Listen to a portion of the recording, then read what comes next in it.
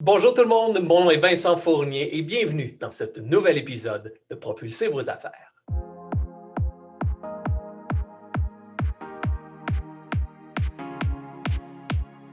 Cette semaine, on reçoit un homme amical et enjoué qui consacre sa vie à nous raconter des histoires. Oui, son moteur d'action, créer des liens humains et de confiance entre vous et vos clients. C'est un homme généreux, c'est un homme dynamique, c'est un homme captivant pour qui raconter des histoires est devenu son véritable métier. Il est consultant en storytelling et en marketing, coach en prise de parole et concepteur télé. André Hamilton, bonjour. Ben, salut Vincent, ça va? Ça va très bien. Et toi? Oh, c'est super, c'est super. Merci de m'inviter à ton podcast. Ben, merci vraiment d'accepter l'invitation. C'est un grand privilège de t'avoir avec moi aujourd'hui. Très cool. André, je viens de dire aux gens que tu nous racontais des histoires. Peux-tu nous mettre en contexte un tout petit peu comment on peut raconter des histoires puis en faire un métier? Ah, ben oui, c'est une bonne question. Mais c'est qu'aujourd'hui, je veux dire, tout le monde aime les bonnes histoires. Mhm. Et encore plus aujourd'hui parce que l'entrepreneur, si c'est un bon moyen pour l'entrepreneur, l'entreprise, pour créer un lien avec sa clientèle, c'est de créer des bonnes histoires, du contenu qui engage la clientèle. Et comment, dans notre parcours professionnel, on arrive un jour à dire, moi, je suis un consultant en storytelling et j'aide les gens à raconter des histoires. Parlons un peu de qui est André Hamilton et c'est quoi son parcours? Ben oui. Ben, moi, ça fait plus de 20 ans, j'ose pas dire plus de 25 ans, mais c'est que je baigne, moi, dans les histoires.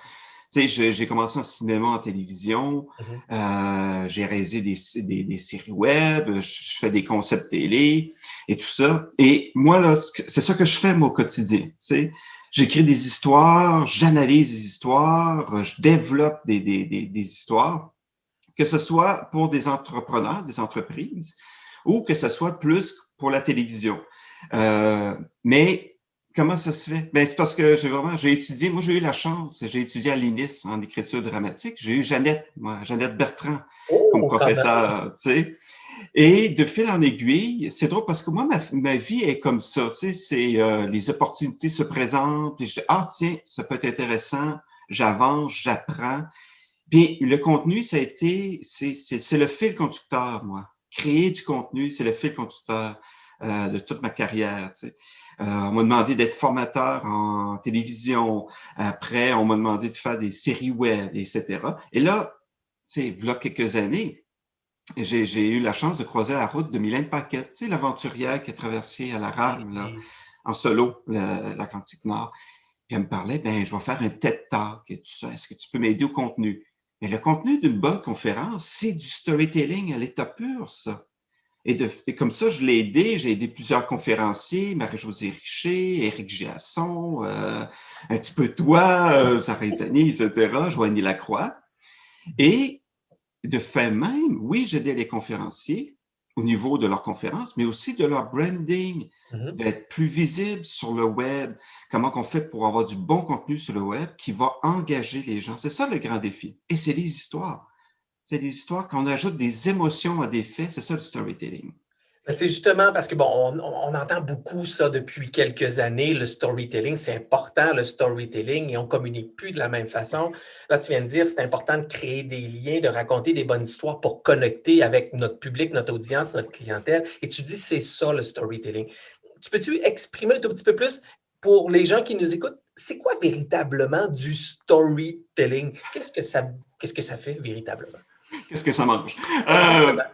Ben, c'est le storytelling. Si on fait une définition courte, là, Ouais. c'est une bonne histoire bien racontée. OK. Bon, ça, c'est une partie du storytelling. Bon, une bonne histoire, c'est parce que c'est important d'avoir une histoire qui est intéressante. Tu sais, il y a des éléments de storytelling, tu sais. Une histoire qui ajoute une valeur, une histoire qui a des émotions. Et bien racontée, bien là, c'est la structure. C'est la fameuse structure en 3 actes, là, qui vient du temps de Platon. Ça n'a pas changé, ça, de Platon et d'Aristote. C'est la même structure. Donc, ce que tu es en train de me dire, c'est que le storytelling, ça existe depuis que le monde est monde. Absolument, Et, absolument. Sauf qu'on l'adapte aux nouvelles plateformes, puis on l'adapte à notre clientèle. Donc, le but là-dedans, c'est vraiment d'intéresser notre clientèle.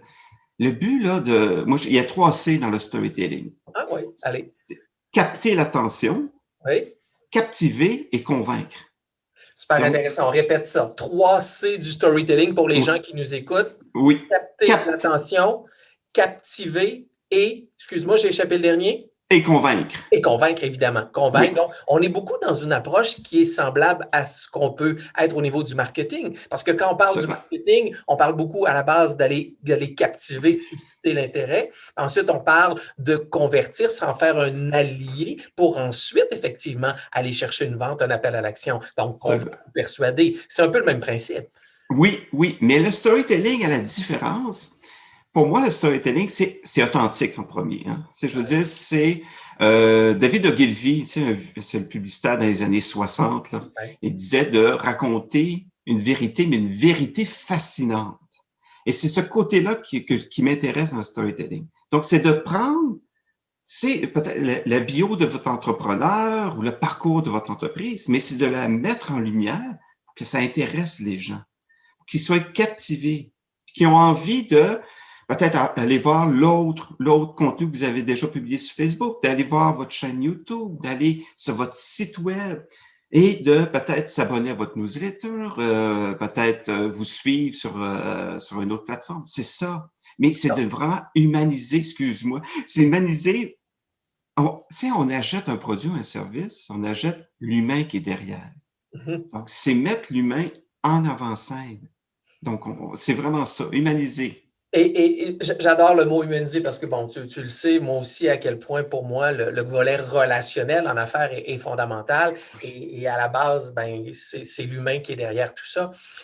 Mais pourquoi tout à coup, c'est un grand mot, mais quand même, pourquoi depuis quelques années, le storytelling, si ça existe depuis le temps de Platon, pourquoi actuellement c'est aussi populaire? Qu'est-ce qui nous a amené dans cette nouvelle vague ou tendance? Et je ne veux pas nécessairement la catégoriser, mais vraiment, on entend beaucoup parler de storytelling en affaires depuis quelques années. Pourquoi? Oui. Ben, je pense c'est parce qu'on recherche l'authentique. On recherche quelque chose de vrai. Puis maintenant, on recherche beaucoup plus, on veut établir un lien de confiance entre moi et l'entreprise ou l'entrepreneur. Et le storytelling, c'est vraiment un moyen qui est vraiment intéressant. Mais c'est ça, regarde, ma première formation que j'ai donnée en storytelling, c'est quand j'étudiais à l'École des entrepreneurs du Québec, là, je pense que ça fait 7 ou 8 ans. Mais là, ça commençait à peine. Puis les gens comprenaient pas pourquoi, comment ça marchait, les éléments, tout ça. Mais là, on recherche authentique, tu sais. Même juste, regarde, ce qu'on écoute aujourd'hui en télévision. Oui. Tu sais, c'est beaucoup le héros ordinaire, c'est beaucoup, qu'il y a des obstacles, mais c'est le côté humain, c'est le côté qui est pas parfait. Tu sais, même James Bond aujourd'hui, regarde si on fait un parallèle, il est loin du Sean Connery qui était parfait, qui se battait, puis à peine les cheveux étaient déplacés. Tu sais, là, tu sais, il est humain, il y a des défauts, il y a des émotions. Donc, c'est beaucoup ça. On recherche les émotions.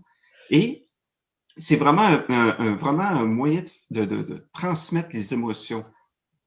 Et c'est drôle que tu dises ça parce que on le dit souvent dans des transactions commerciales, on est beaucoup on a beaucoup été sur des techniques, apporter des techniques. Pourtant, des récentes études confirment qu'une transaction commerciale, une transaction d'achat, c'est 80% de psychologique et d'émotion. Donc, probablement qu'il y a un lien direct avec le storytelling, de venir humaniser le tout, de travailler davantage sur les émotions pour créer, comme je disais en introduction, ce lien humain, ce lien de confiance-là avec nos clients comme entrepreneurs, comme travailleurs autonomes. Absolument. Puis tu sais que pour moi, le premier but du storytelling, c'est de créer des liens. Mhm. Des liens humains, des liens de confiance et tout ça. Et c'est pas pour vendre.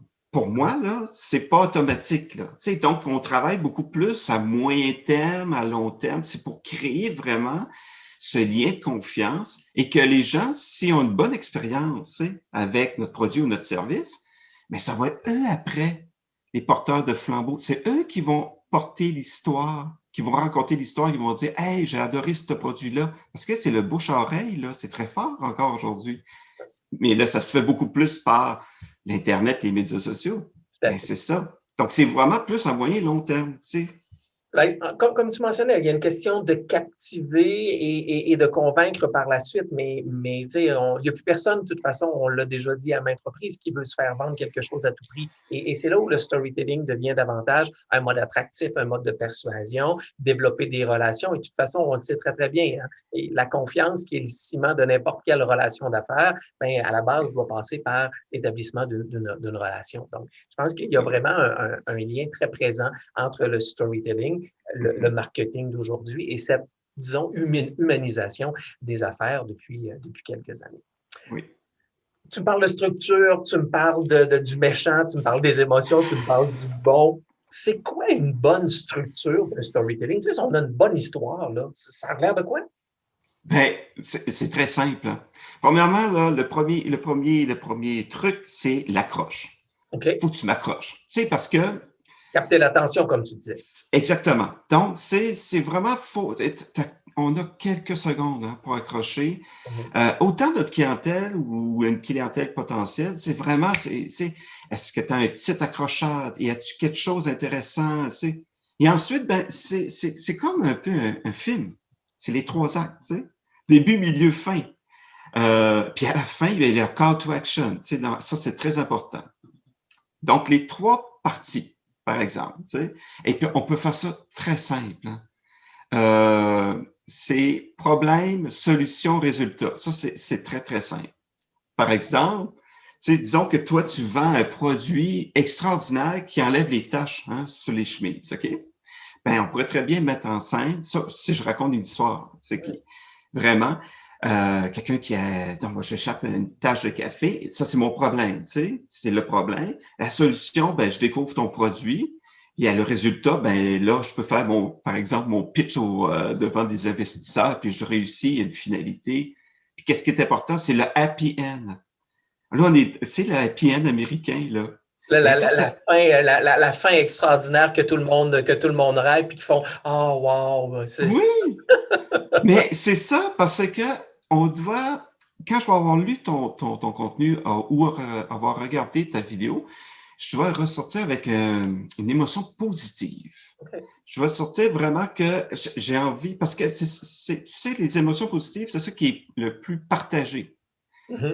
Donc, si j'ai eu du fun à lire ton contenu, à regarder ta vidéo, puis là, c'est positif, ben, je vais avoir envie de la partager avec mes amis ou avec mon groupe, etc. Donc, c'est vraiment une structure très simple. Il y a beaucoup plus de détails. Tu parles de 3 étapes, là, mais je pourrais me permettre d'en dire juste 4 si je suis ce que tu as dit là. Puis juste pour revenir, donc une bonne histoire, en premier, on capte l'attention. Ça, c'est la première chose. Ensuite, il y a un problème qu'on soulève ou qu'on met de l'avant. Ensuite, on apporte une solution.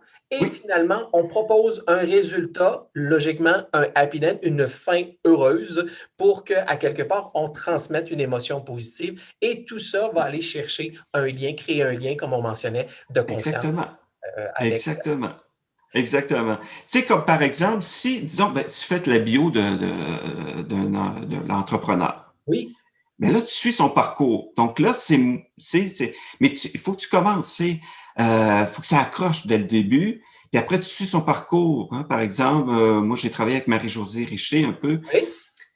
Puis là, elle disait qu'elle était partie avec son sac à dos. Tu sais, la mise en contexte, c'est important aussi, là. Tu sais, les 4 Juste un petit peu W. pour ceux qui ne connaissent pas Marie-Josée Richer, c'est les produits Prana. C'est bien ça, les produits naturels Prana. Les collations de noix et tout ça, les copropriétaires. Marie-Josée Richer, pour les gens du Québec, qui a également une émission, pas une émission, mais une dragonne à l'émission Les Dragons. Exactement. C'est bien cette personne-là qu'on parle. OK. Exactement. J'ai coupé la parole, mais continue. Donc, Marie-Josée, qui, elle, est partie avec son pack-sac. Oui, tu sais, genre à 18 ou 19 ans, s'en allait, je pense, en Thaïlande ou Vietnam. Et puis là, c'est là, elle a ouvert un restaurant, elle est revenue au pays. Donc là, tu suis tout son parcours. C'est dans le fond, elle devient un peu l'héroïne de cette histoire. Elle rencontre des obstacles. C'est quand elle est revenue ici à Montréal, elle voulait vendre des sandwichs dans les bureaux, mais son style n'était pas le même. Donc, c'est un obstacle. Et tout ça, donc, elle a trouvé des solutions. Puis aujourd'hui, ben, le parti Prana et tout ça. Donc, tu sais, tu racontes de belles histoires comme ça, puis les gens sont intéressés. Puis ça te prend des obstacles, hein? Parce qu'une histoire, pas d'obstacles, hein? La vie n'est pas un long fleuve tranquille, c'est plate. Quand on parlait des 4 étapes, on soulevait un problème. Est-ce que c'est dans cette section-là que normalement on rencontre les obstacles? Oui, oui, OK, oui, parfait. oui, oui. Mais c'est comme, tu sais, prends par exemple un film. Oui, Souvent, un film, tu vas voir le héros dans son quotidien, tu le vois avec les relations, tout ça. Puis là, il arrive quelque chose. Il oui, arrive toujours un truc inattendu, les extraterrestres attaquent, il perd sa job, mais c'est n'importe quoi. oui. Puis là, ça change sa vie. Mais c'est la même chose, tu sais. Puis Et là, il faut donne-nous trouver une l'exemple d'un solution. film, peut-être juste de décortiquer le tout avec peut-être un film que peut-être que plusieurs personnes connaissent, qui est pour toi un excellent exemple d'une structure. Excuse-moi, là, je te mets peut-être en boîte, mais probablement que tu as. J'aime ça. J'aime ça. J'aime les défis. Hein. Ben, par exemple, tu sais, Oui, Tom Hanks. Tom Hanks, ça, c'est le héros ordinaire, parfait, américain. Tu oui. sais. Par exemple, tu sais, quand il était, je pense qu'il travaillait pour UPS ou FedEx, tu sais, dans le film, là, il crash sur une île, J'ai là. juste le titre en anglais qui s'appelle Castaway.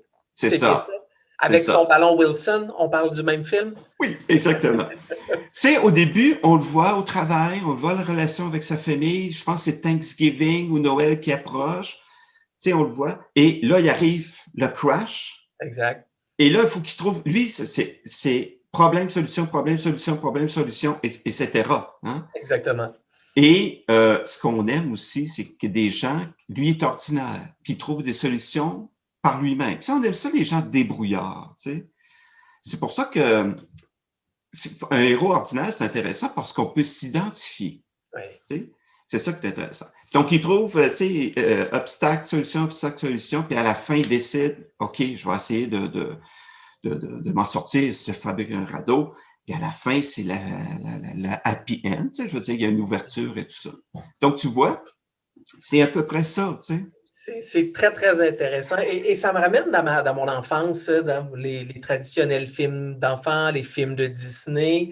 Il y avait toujours le Il était une fois ou le Imaginez qu'est-ce qu'il peut vous arriver. C'est quoi la différence entre les deux et comment la construction peut amener quelque chose de différent en storytelling? Ben, c'est fun. Parce qu'il était une fois, souvent, ça, c'est des histoires qui sont déjà passées. Oui, Hein? Mais quand on la lit, on la vit au présent parce que, tu sais, on l'imagine. Tu sais, on est très visuel. Hein? On vit en visuel, tu sais. oui. Puis pour moi, les têtes une fois, c'est beaucoup plus, c'est les longues histoires que tu as sur ton site web. La bio de l'entrepreneur, le parcours de l'entreprise, les bios de tes employés. Et ça, c'est extraordinaire en passant. Hein? Parce que c'est fun aussi de découvrir que fait l'employé ou qu'est-ce qu'il fait l'employé, hobby, tout ça, tout ça. Donc ça, c'est les têtes une fois.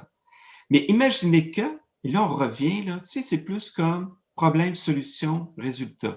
Mhm. Tu sais. Et c'est que, en étant humain, on veut toujours plus. Hein? On vit toujours dans le futur. Ouais. Tu sais, le matin, on se lève. Projection. Ah, on est toujours là, c'est vrai. On se lève le matin, puis dit, bon, OK, on va avoir une réunion. Je me demande bien qu'est-ce qui va se passer. Hey, il annonce beau en fin de semaine. Je vais me faire un barbecue. Mais c'est vrai. Tu C'est sais. vrai. Donc, quand une histoire comme ça, si tu mets en scène ton produit, ton service, comme on a fait tantôt avec la tâche, ben c'est imaginer que il vous arrive une tâche. Imaginez que, je ne sais pas, vous achetez mon aspirateur robot. Imaginez comment ça va faciliter votre vie. Donc, on fait rêver la personne. On la fait imaginer. Donc, c'est très fort, ça. Puis la personne, après, elle achète le petit robot. Elle s'imagine qu'est-ce que le petit robot peut faire, puis comment elle peut maintenant s'asseoir sur le divan, puis que c'est le robot qui fait le ménage. Ça me rappelle une chose super simple et je dis souvent que les deux seules motivations principales dans n'importe quelle transaction commerciale, c'est plus de gains, moins de douleur. Donc, Ah, on est dans le soit il était une fois ou imaginer que, ou les problèmes et les solutions. On est beaucoup dans cette même structure-là, c'est-à-dire on raconte une histoire pour solutionner des problèmes, donc avoir moins de douleur. Et à la fin, le happy ending pour dire, ben, il y a quelque chose de beau, on peut réussir, donc imaginez que. Donc, on est beaucoup dans cette polarisation-là dans les histoires, si je comprends bien. Absolument, absolument. Tu sais, c'est vraiment. Puis, tu as vraiment raison. Tu sais que dans une histoire, au début, le personnage, tu sais, il va être transformé. Tu sais, mon gars, tantôt, qui a sa tâche de café, il est stressé au début. Tu sais, il est Oui. stressé, il va peut-être rater son pitch. À la fin, il relaxe, c'est le succès. C'est ça. Plus c'est, tu sais, le moins et le plus, comme tu dis, polarisé, c'est toujours. Mais notre vie est polarisée, hein? Effectivement, effectivement. Jour, nuit, il neige, il fait beau. C'est comme ça notre vie. Donc, le storytelling reprend un peu, comment je pourrais dire, cet aspect fluide. Puis tu Mhm. sais qu'un bon truc Oui. que je dis à mes entrepreneurs que j'aide, bon truc, quand tu lis ton contenu, tu sais, tu es en train de lire ton contenu, tu regardes ta vidéo, si c'est pas fluide, si ça accroche, ça veut dire que le storytelling est pas parfait. Parce que d'habitude, tu dois embarquer. Tu dois pas te poser de questions. C'est un bon contenu, que ce soit une vidéo ou un texte, etc.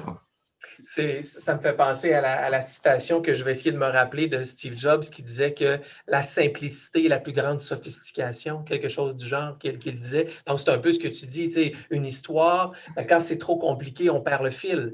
Ah oui, Et donc, quand on essaie de simplifier le tout, d'avoir une ligne directrice qui est facile à maintenir, à ce moment-là, l'histoire est plus engageante et probablement que les gens peuvent plus se relier à cette histoire-là. C'est un ah, peu ce que tu dis. c'est exactement. C'est pas juste un peu, c'est exactement ça.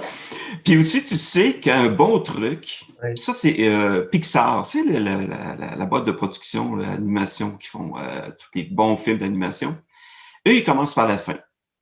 Ils Mhm. commencent à trouver le message. Mais c'est la même chose. Ton contenu, il faut qu'il y ait un seul message simple. Donc, qu'est-ce que je veux dire avec ce contenu-là? Tu sais? Et après, ben, tu reviens et tout ton texte, ça ne sert qu'à prouver ce que tu veux dire. Tu bâtis à rebours. Et oui, exactement, exactement. Moi, j'ai travaillé avec quelqu'un qui, lui, il voulait faire un texte que l'intuition égale succès en affaires. C'est le clou qui va cogner. Donc, La clé du message, c'est l'intuition oui, en affaires. exactement. Puis là, on revient à robot. Puis là, comment il a découvert que l'intuition, ça pouvait l'aider, des exemples d'intuition et puis peut-être même des contre-exemples, comment il a développé plus son intuition. Puis à la fin, on arrive que, ah oui, ben, coudonc, là, ça vaut la peine que j'écoute mon intuition. C'est ça. Ça prend un message simple. Oui. Ce que je réalise en te parlant, c'est que on a tous une histoire. Qu'on soit un entrepreneur, un travailleur autonome, un individu, un employé, on a tous une histoire, grande ou petite, qui peut, à ce moment-là, être favorable au niveau des affaires. Je Ah me trompe? oui. Ah OK? non, non, non, tu ne te trompes pas. Oui, puis c'est important de la. Alors, moi, j'ai travaillé ces dernièrement avec Femmes et Sœurs, j'aide beaucoup les entrepreneurs et on a une tendance des fois à ah non, non, à être dans l'ombre. Mhm. Mais non, on a tous une histoire intéressante parce qu'on a tous un parcours. Parce qu'on a commencé, tu sais, toute entreprise, on commence petit, on hésite, on a eu des échecs, hein, puis hop, là, ça a marché, ça n'a pas marché. Mais non, les gens, on aime ça. On aime ça. Puis, puisqu'on est personnel, tu sais, des fois, les gens, les entrepreneurs, ils disent, ah, mais je peux pas raconter ça, tu sais, ça m'est arrivé juste à moi. Non, non. Ce qui est personnel est universel. Donc, qu'est-ce qui Oh, t'est arrivé? intéressant. Ce qui est personnel est universel. Ah oui, mais c'est pas pour rien qu'un film coréen, s'il y a un message puis une idée, même si c'est très personnel, c'est pas pour rien qu'il va avoir un grand succès sur la planète. Parce qu'on est tous les mêmes, tu sais. Donc, c'est pas parce qu'on va se reconnaître dans ton histoire. Puis on va dire, hey, on va embarquer, puis on va dire, hey, il a vécu ça, c'est ça, ah, il a eu cette idée-là, etc. Puis peut-être même si on va inspirer d'autres personnes à partir en entreprise, etc. Vraiment, vraiment, vraiment super intéressant. J'ai envie de te demander, on a parlé de conseils. Tu nous as déjà donné un truc, essayer de Oui. simplifier, d'avoir une ligne directrice. Si tu avais deux autres conseils, stratégies, trucs à nous partager pour être en mesure de raconter une bonne histoire, qu'est-ce que tu nous dirais? Ben, c'est d'en raconter plusieurs histoires. Ah, Tu sais, OK. je veux dire, d'être vraiment, et puis là, c'est important aujourd'hui, encore plus, hein, parce que les gens, tu sais, on fait beaucoup, beaucoup d'achats, hein, sur Internet, hein, Tu sais, on cherche beaucoup. Et si, puis c'est important, moi, je trouve, pour les entrepreneurs québécois, d'être beaucoup plus présents sur les médias sociaux et leur site web et tout ça, c'est de raconter une panoplie de petites histoires. Tu sais, il y a la grande histoire, puis les anecdotes, des faits, etc. Et ça, faut pas se gêner en faire plusieurs. Et moi, j'ai travaillé avec une entrepreneur dernièrement. Puis elle a dit, oh, je viens de recevoir mon stock, c'est mon nouveau stock. J'ai dit, fais une petite vidéo, déballe-la, fais-moi, surprends-moi, partage tes émotions, raconte un fait sur ton entreprise, raconte peut-être un fait historique sur ton entreprise. Tu sais, peut-être qu'aujourd'hui, c'est le 5e anniversaire de l'entreprise. Partage-moi une vieille photo de comment ça a commencé. Faire une panoplie de petites histoires qui vont se répercuter. Oui, Qui vont avoir de la répercussion dans l'entreprise. Mais tu sais, ce qui me vient à l'esprit, c'est partager des tranches de vie, parce qu'une tranche de vie, c'est une petite histoire. C'est un peu ce que tu racontes également. On simplifie la grande histoire pour qu'elle coule, mais multiplier les petites histoires, les tranches de vie, effectivement, pour créer encore plus de liens, d'interaction avec notre clientèle cible ou tout simplement avec des partenaires ou des fournisseurs. C'est ce que oui. tu dis également. Oui, absolument. Puis ça peut être juste des petits trucs, ça peut être juste un petit fait. Ça peut, il faut que ça ajoute une valeur. Il faut que ça soit intéressant. Faut vraiment que tu sortes du lot, hein. Donc, si chaque fois j'arrive sur l'entreprise, puis là, ah tiens, regarde, ils ont mis ça sur Facebook, c'est intéressant, ça. Ça m'aide à peut-être, je sais pas, à économiser de l'énergie. Ou ah tiens, je savais pas, moi, qu'il y avait ça sur l'entreprise. Ah tiens, ils ont un nouvel employé. Vous voyez la possibilité, c'est presque infini. Oui. J'ai déjà discuté avec des gens qui disent non, mais en quoi s'intéressent les gens que j'ai un nouvel employé chez nous? Elle est où la valeur? Qu'est-ce que tu me dirais à ça par rapport à une petite histoire ou encore une fois, ça fait 5 ans qu'on est en affaires? C'est quoi la valeur que j'apporte aux gens qui peuvent nous écouter à ce niveau-là? Ben, ça crée un lien humain. Un nouvel employé, c'est pas rien, hein? Tu sais, je veux dire, c'est une nouvelle ressource. Puis là, mais tu sais, il faut pas juste, je sais pas, moi, je viens de recevoir Vincent Fournier comme un nouvel employé, mais là, faut vraiment le présenter. Tu sais, Vincent, il vient de là, et puis vraiment déployer son histoire. Il est hobby, il est, je sais pas moi, ultra-marathonien, mais c'est intéressant. C'est encore le lien humain qu'on établit. Donc, si je comprends bien, là, je reprends ce que tu nous as dit. On va simplifier, on prend une histoire qui a les quatre étapes. Hein. Oui, On va capter l'attention, en premier, l'accroche, le problème, la solution, puis le résultat, souvent le happy ending. Ça, c'est ce qui est important. Mais pour que ça soit encore mieux et qu'on réussisse, ben, tu nous as déjà dit 3 conseils. Ça veut dire de simplifier le tout, de multiplier les histoires parce que toute tranche de vie est une occasion ou une opportunité d'avoir une histoire et d'apporter de la valeur à notre oui. clientèle pour effectivement, à l'ultime, ce qu'on veut, pour ce résultat-là ou ce succès-là, créer un lien humain. Eh bien, exactement. C'est ça. Et puis, un lien de confiance, puis de crédibilité. Tu sais, c'est ça, exactement. J'ai envie de te poser une dernière question avant de te laisser aller parce que j'aime toujours poser cette question-là aux entrepreneurs. On a parlé des résultats, on a parlé à quel point le storytelling nous aide, et on a parlé du monde des affaires d'aujourd'hui. Justement, dans le monde des affaires d'aujourd'hui, pour toi, André Hamilton, c'est quoi le succès ou la réussite? Oh, wow! C'est fun! Mon Dieu, le succès! Oh mon Dieu! Mais c'est d'aimer ce qu'on fait. Tu sais, je veux dire, pour moi, chaque matin, là, je me lève, puis j'ai toujours des nouveaux projets, c'est d'aider. Moi, regarde, je vais te dire quelque chose. C'est d'aider mon client à découvrir de nouvelles choses, qu'il soit plus visible, à avoir plus de succès. Je pense que c'est ça. Tu sais, moi, ce que j'aime, c'est comme dernièrement ce qui s'est passé. Moi, la grande question, parce que ça a vraiment chamboulé là, mon entreprise, je me suis dit, bon, qu'est-ce que je peux faire maintenant encore pour servir ma clientèle? Qu'est-ce que je peux faire? Ou qu'est-ce que je peux faire pour servir une nouvelle clientèle? Parce que dans le fond, c'est ça. Moi, je pense que c'est ça le succès. C'est quand ton service ou ton produit vraiment aide ta clientèle. Pour moi, c'est ça. Ce que je dirais, contribuer à quelque chose de plus grand au bénéfice des autres. Exactement. Oui, Je trouve ça vraiment intéressant parce que, tu sais, je dis toujours la même chose, le succès et la réussite a autant de définitions qu'il y a d'individus, de travailleurs autonomes ou d'entrepreneurs. Absolument. Et la tienne, ben, c'est de contribuer. Et aujourd'hui, je pense que ben, c'est ce que tu as fait avec nous, tu as contribué à donner davantage aux gens qui nous écoutent. André, vraiment, merci infiniment de ça. On a pu en jaser encore très, très, très longtemps. Mais vraiment, c'est très intéressant. Si les gens veulent te rejoindre, si les gens ont envie de communiquer avec toi, quel est le meilleur moyen de communiquer avec toi? C'est LinkedIn. Moi, c'est ma plateforme favorite. C'est celle que j'utilise le plus.